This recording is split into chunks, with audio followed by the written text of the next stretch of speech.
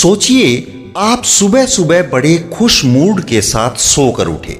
Phone की घंटी बजी जिस पर तुम्हारा दोस्त होता है दूसरी तरफ। दोस्त ने आपकी तारीफ में कसीदे पढ़ने शुरू की कि आप तो बहुत अच्छे इंसान हैं, लोगों की मदद करते हैं, लोगों की परवाह करते हैं।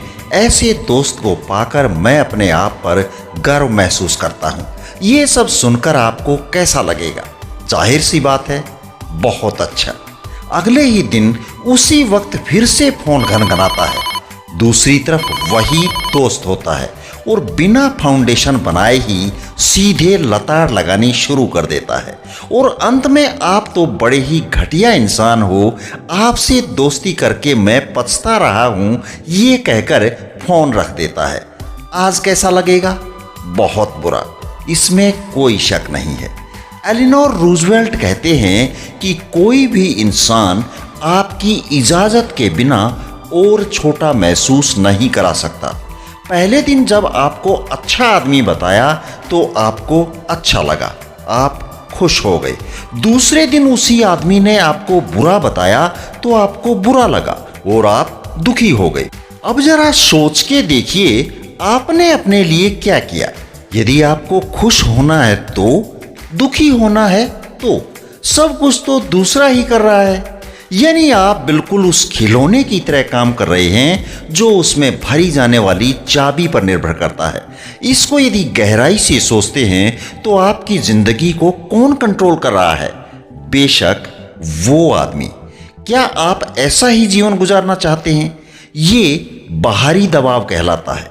उसने मुझे फोन किया, अच्छा आदमी बताया, सुनने में अच्छा लगा, लेकिन अगर वो मेरी तारीफ ना करता तो भी मैं एक अच्छा आदमी हूं।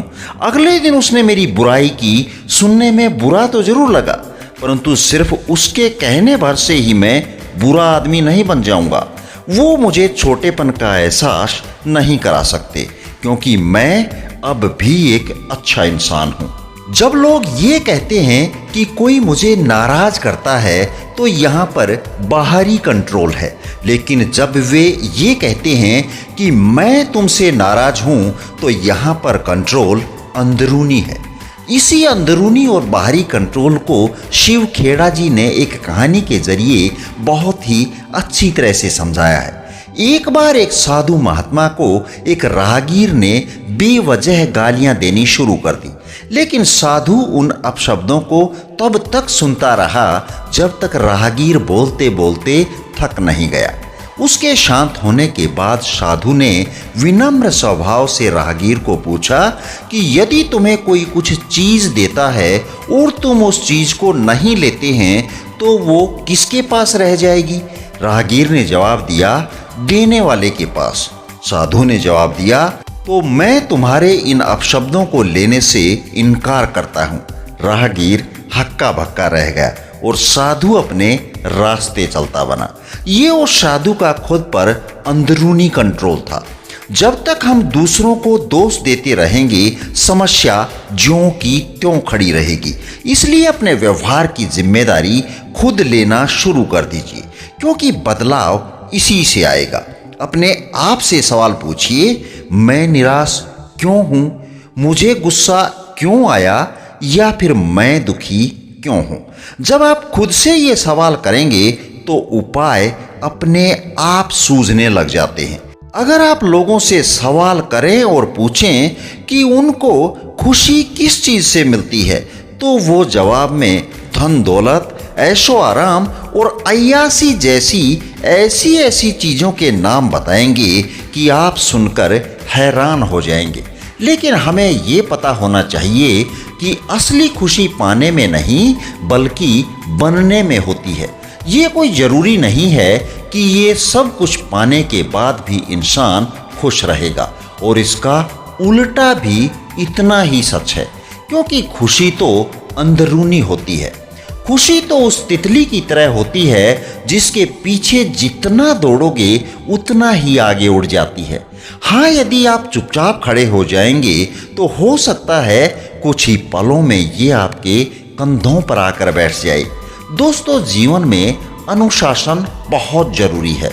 अनुशासन का मतलब खुद को या किसी दूसरे को सजा देना नहीं है। इसका मतलब है एक दिशा, इसका मतलब है दृढ़ता, इसका मतलब है ऊर्जा को उपलब्धियां हासिल करने के लिए सही दिशा में प्रवाहित और व्यवस्थित करना। यदि हमें किसी की भलाई के लिए सख्त फैसले लेने पड़े तो कोई बात नहीं, लीजिए, क्योंकि इलाज के लिए दर्द भरे ऑपरेशन और कड़वी दवा का सहारा लेना ही पड़ता है।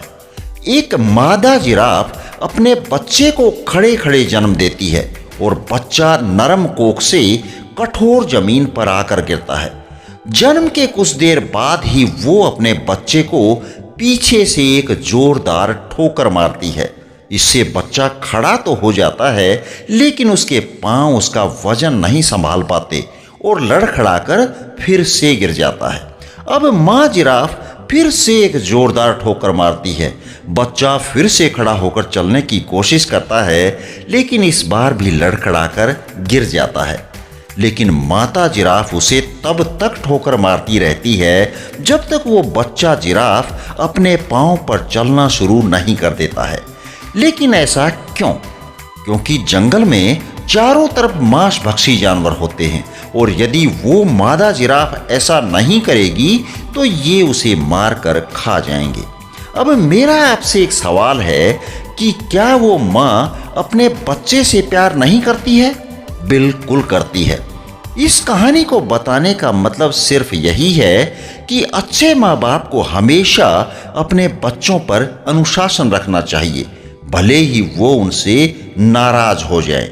कुदरत ने हमें ऐसी असीम शक्तियां दी हैं जिनका हमें भान ही नहीं होता। अब एक छोटे से भंवरे को ही ले लीजिए। साइंस कहती है कि भंवरा उड़ नहीं सकता क्योंकि उसका शरीर काफी वजनी होता है और पंखों का फैलाव काफी कम होता है।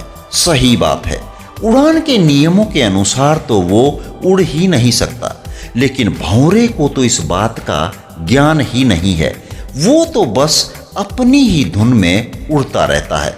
इसी तरह से जब हमें अपनी हदों का पता नहीं होता तो कभी कभी हम बहुत बड़े काम कर जाते हैं और जब मुड़कर देखते हैं तो खुद ही हैरान हो जाते हैं कि क्या मेरी कोई सीमा भी थी। ये सीमाएं हम खुद बनाते हैं और फिर जीवन भर उनमें बंधे रहते हैं। इसलिए हर वक्त खुद को बंधन में ना रखें, अपनी सोच के दायरे को बढ़ाएं। बस अनुशासन का ध्यान जरूर रखें, क्योंकि अनुशासन आपके भीतर आत्मसम्मान को जगाता है। आत्मसम्मान वाले लोग खुद में दृढ़ विश्वास और क्षमता पैदा करते हैं और जिंदगी का सामना आशावादी नजरिए से करते हैं। अनुशासन की बंदिशें हमें नीचे गिराने की बजाय ऊपर उठाती हैं। आपने आसमान में उड़ती हुई पतंग पर तो जरूर गौर की होगी। वो किस वजह से ऊपर उड़ती है? निसंदेह धागे की वजह से, मगर धागा तो उसको नीचे खींचता है। नहीं, एक बार उसकी डोरी काटकर तो देखिए, वो बहुत जल्द नीचे गिर जाएगी, क्योंकि उसे अनुशासित करने वाली डोर उससे अलग हो गई है। बस यही बात हमारी जिंदगी के साथ होती है।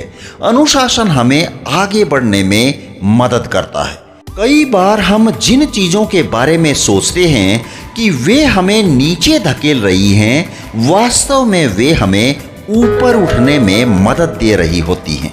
धन्यवाद। जय हिंद, जय भारत।